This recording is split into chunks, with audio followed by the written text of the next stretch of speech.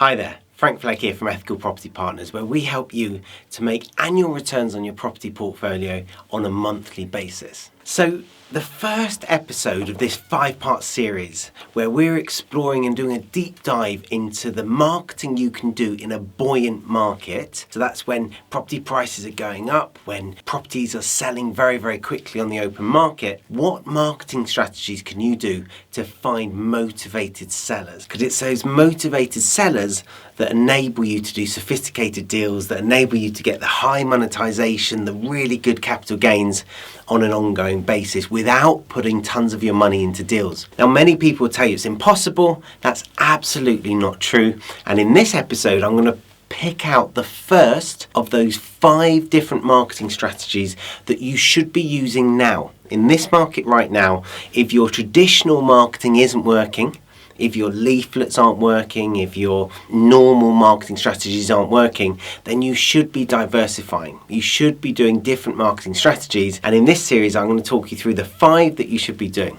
Now, I'm going to kick off with one that is so obvious and so simple. I don't know why more people don't do it. But then, quite frankly, I don't know why more people don't do marketing anyway, direct to vendors. So many people want to get into property investing and they go to an estate agent and they spend 10-15 minutes asking questions. They look at the properties on Rightmove, then they go and do a viewing of the property, and they don't know anything about the vendor. And if you've watched this channel for a little while, you know that we don't start by looking at the property. We start by finding the motivated vendor, then we look at the property, and then we work out a sophisticated deal. And it has to be in that order. As soon as you start with the property, you're just one of the normal buyers on the market, and you're going to end up paying full market value unless you're very, very lucky. Now, if you're very, very lucky and you get a single deal, that's great, good for you. You manage to get something below market value, but you're not going to repeat that multiple times. You're not going to do that on a monthly or a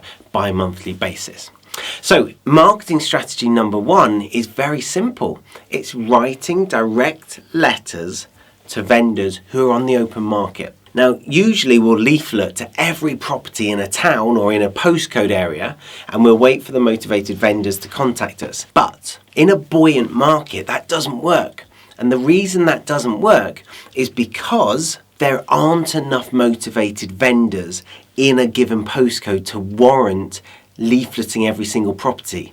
In a stagnant market, in a falling market, or in a market that isn't very active, that works just fine. You can afford to deliver 1,000 leaflets to 1,000 households and know that one of those households is going to give you a call, because statistically one of those 1,000 house owners or 1,000 occupants is going to be a motivated vendor. But in a buoyant market, there aren't as many motivated vendors, because if you think about it, stagnant market, I remember I once went to Liverpool to help a couple of our clients who were wanting to, they were franchisees of EPP, and they were building a portfolio in Liverpool. They had a incredibly stagnant market. The average time between a property going on the open market and it going under offer was over 6 months, incredibly slow.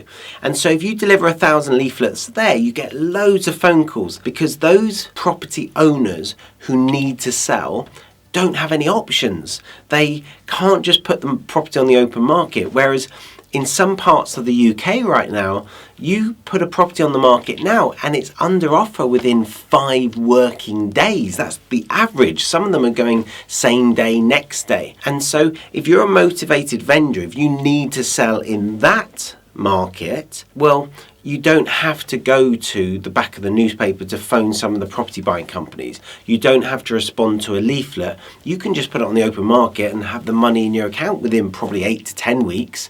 And so in a fast-moving market, motivated vendors have more options compared to the stagnant market like the Liverpool market from a few years ago. I'm going back a few years now, where a motivated vendor had no options at all. They really had to sell to a professional buyer that could buy quickly, because the open market wasn't going to be quick enough for them. So at the moment, in many parts of the UK, it is not economical to leaflet a whole postcode area. So what do you do instead?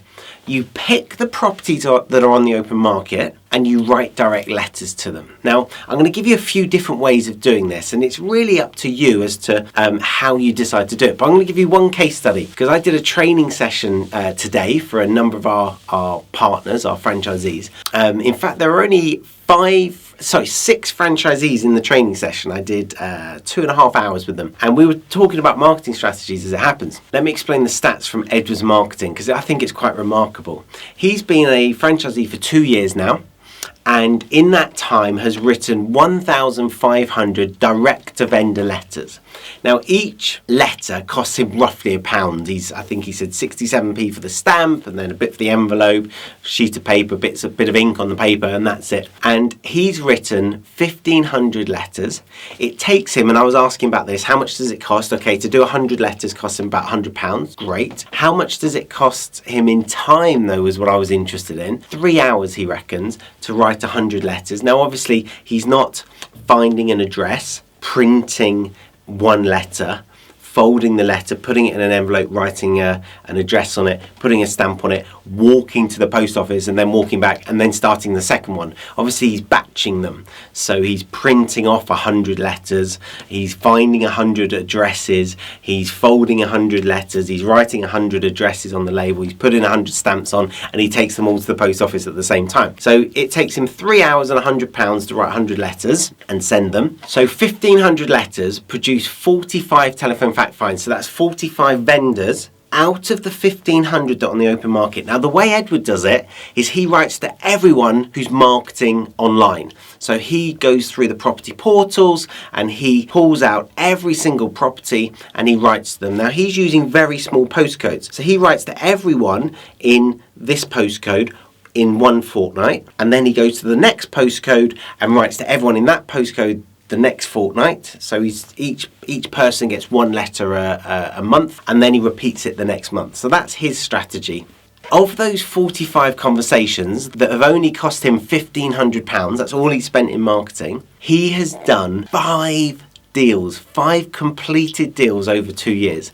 Now, you might think, well, that's not that many, but this is one marketing strategy. Edward uses multiple marketing strategies, which you need to be doing in a buoyant market. You're not going to get all your deals from one marketing strategy, and even if you did, probably not a good idea, because if that marketing strategy fails, so if Royal Mail, if you're using Royal Mail to deliver your leaflets and Royal Mail suddenly put their prices up, you've not got a business. Or if you use one leaflet delivery company and they stop delivering for you, or they go out of business, or they get too busy, you're stuck. If you're in a newspaper and the newspaper whacks their prices up, or a big competitor starts out marketing you in the newspaper, you're stuck. So you should always have a range of marketing strategies to find your motivated vendors, and this one for Edward is brilliant. It's not a main strategy, because 5 deals over 2 years is not a lot, but that's a decent number, 2 or 3 deals every year from just writing a few letters. And we had the discussion this morning with the guys that if you don't want to spend 3 hours writing 100 letters, it wouldn't be my choice of work to do.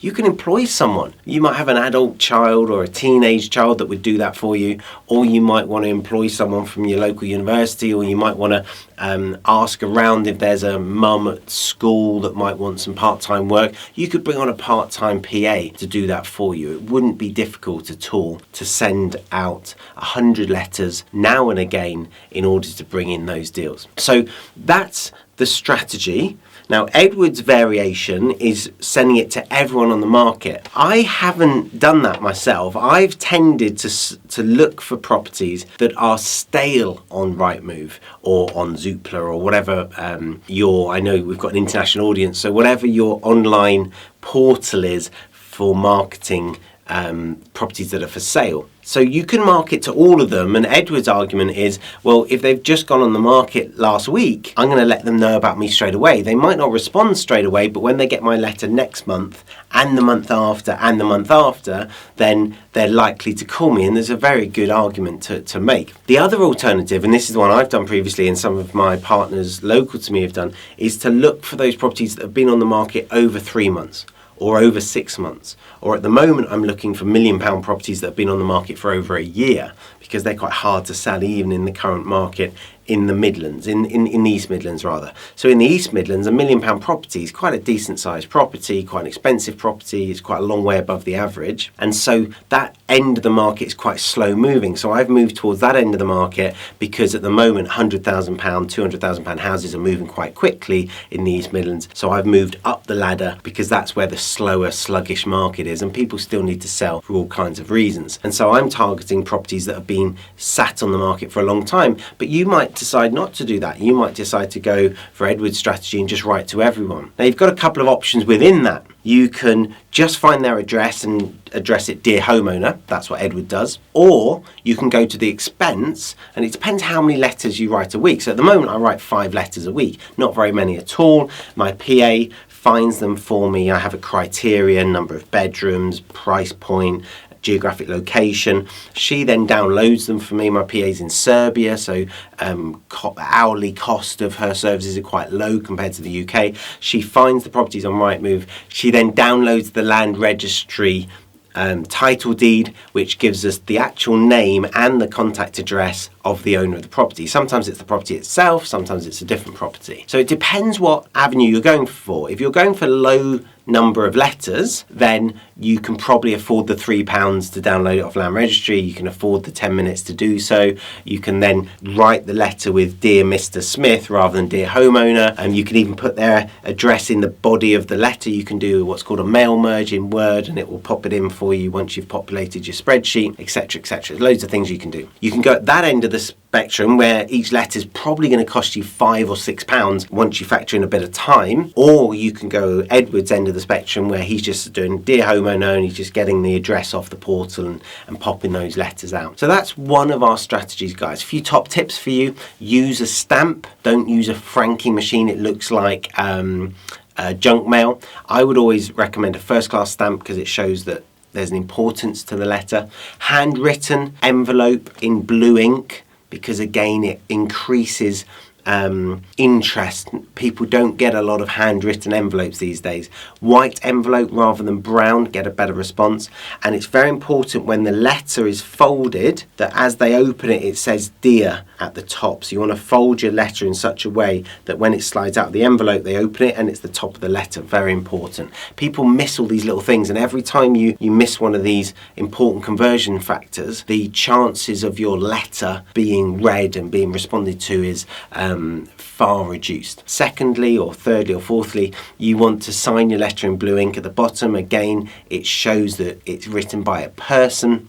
All of these factors are really, really important, and you want a really clear call to action. You want your phone number on there several times, and you want to make sure that that phone number is answered 24/7. So you want a call answering service with a script, and you want your script then ready for when you get their number to respond to them. So all the normal sales stuff, but from that marketing strategy, it is going to produce a number of people who are going to call you who have self-selected themselves as motivated vendors. And using Edward's numbers, 1,500 letters, 45 call you. And they're basically putting their hand up going, I'm motivated, I'm interested in selling to you in a sophisticated manner. Whether that's below market value, whether that's control now, pay later, it doesn't matter. But they're saying, I've got a problem and the open market isn't going to solve it for me. So that, ladies and gents, is how one of the 5 strategies that you could be using right now to market for motivated vendors. Do try it out. Let me know how you get on. If you have any questions, if you have any challenges, come back to us. Pop a comment in the comments section. Pop a question in there, and we will happily respond to you. Or we'll make a further video explaining how this works in detail. Guys, until next time, happy investing.